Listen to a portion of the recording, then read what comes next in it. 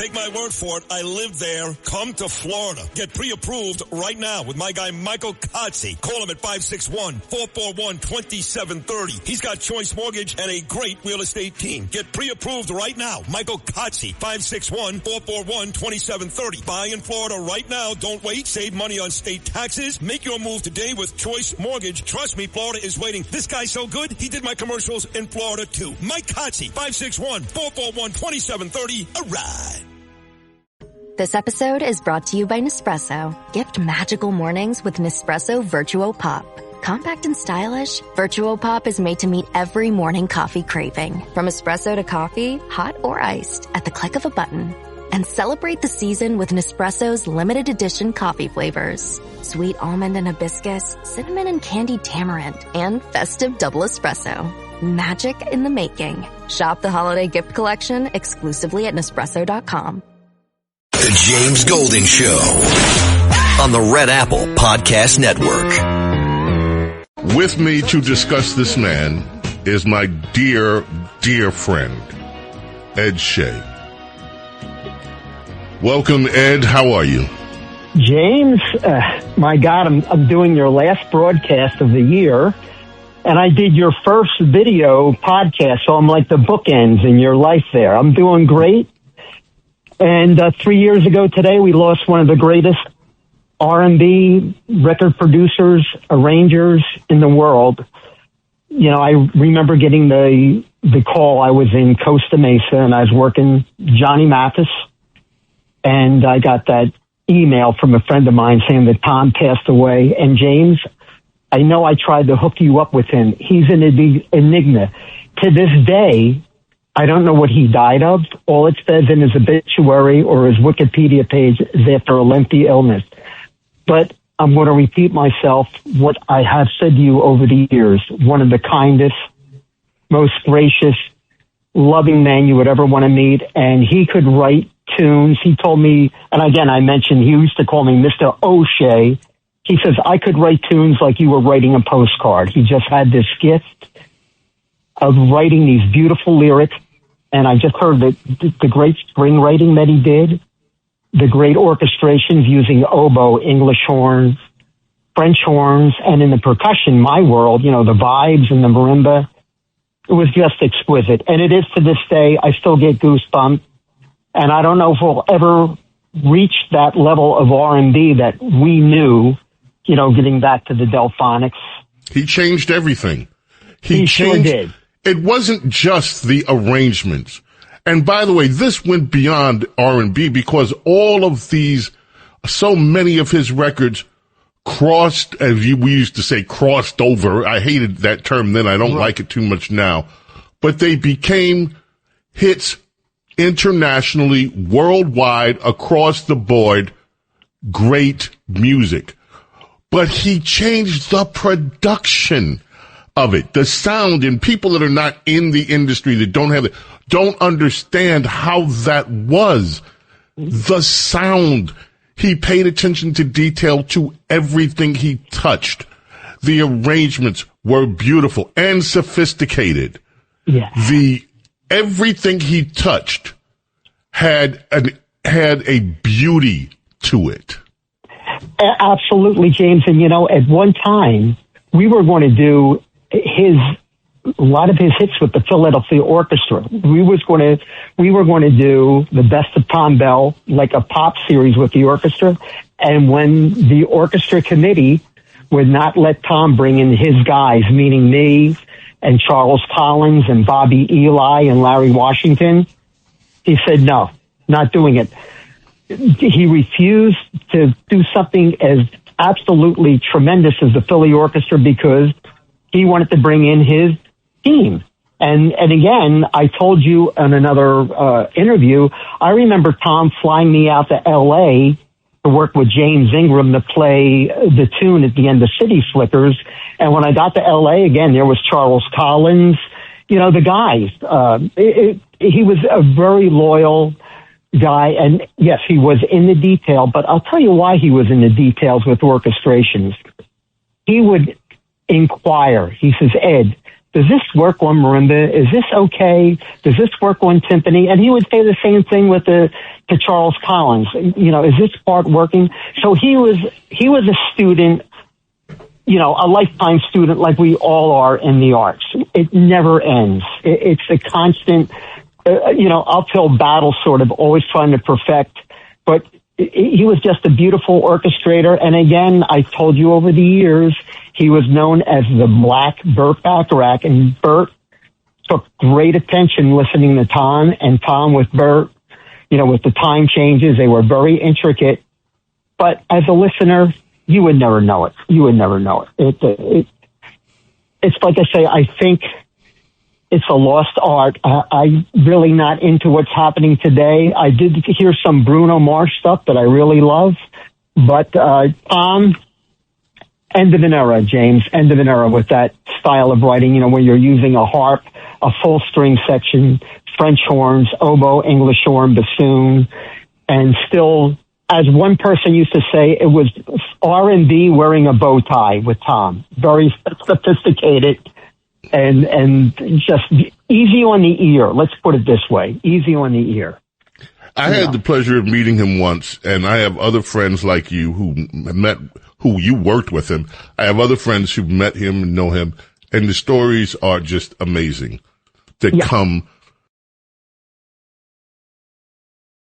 from everybody that was connected with he, and also I just want to mention his co-writer on For His Stage Sale, Linda Creed, who was just also a phenomenal human being. Absolutely wonderful. And with all, the stylistics and everything that we associate with Tom Bell, I mean, we did other great albums. We worked with The Temptations. We worked with Phyllis Hyman. We worked with Gatto Barbieri, which was an absolute disaster because we did 3 days of recordings with Gatto, and everything that Tom wanted up-tempo, Gatto wanted as a ballad. The ballads, Gatto. So it was sort of a mismatch. I'm sure those 8 or 9 cuts are still in a can somewhere in Philadelphia.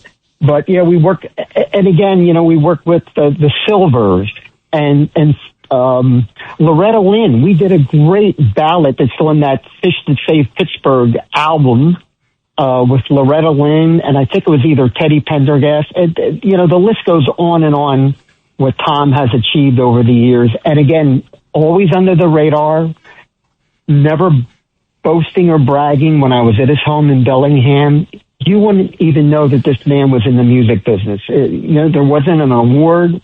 There wasn't even a piano in his living room. He was an enigma. He was a mystery. He really was, but a great human being. And musically, I can't say enough about the man. And I mentioned to you before, Tom would pay all the rhythm section guys. We would get double scale. So we would work, if we did like 4 days of Lou Rawls, we would do like 10 to 1, 2 to 5, and then 7 to 10 or 6 to 9. And we got double scale for that. And if I would have to leave early to go to Atlantic City to work a showroom, he was okay with it. I would come in the next morning and overdub what I missed later in that day. So he was a very kind, a lot of leaders want to do that, James. It's like, you're booked for the 9 hours or whatever. You can't leave. And I couldn't stay for the day because some of the leaders that I worked for in Atlantic City in the showroom wouldn't let me take off for an evening show. So Tom was gracious enough to say, do your thing. We'll overdub you in the morning the next day. And, so we would spend, 3 hours. Maybe we would do 2 or 3 tunes within the 3 hours. Overdubbing, percussion, Bobby Eli on rhythm guitar, Larry Washington maybe on congas and then bongos. So it was a process, but it was a lot of fun and no anxiety. Nothing at all. Just love it. Yeah. So, well, the great Tom Bell, ladies and gentlemen, passed away from us on this day in 2022. As right, you said, and one thing I would like to I'm just going to throw this out here. Maybe this idea, because I never knew about the Philly story till you just said it about the orchestra.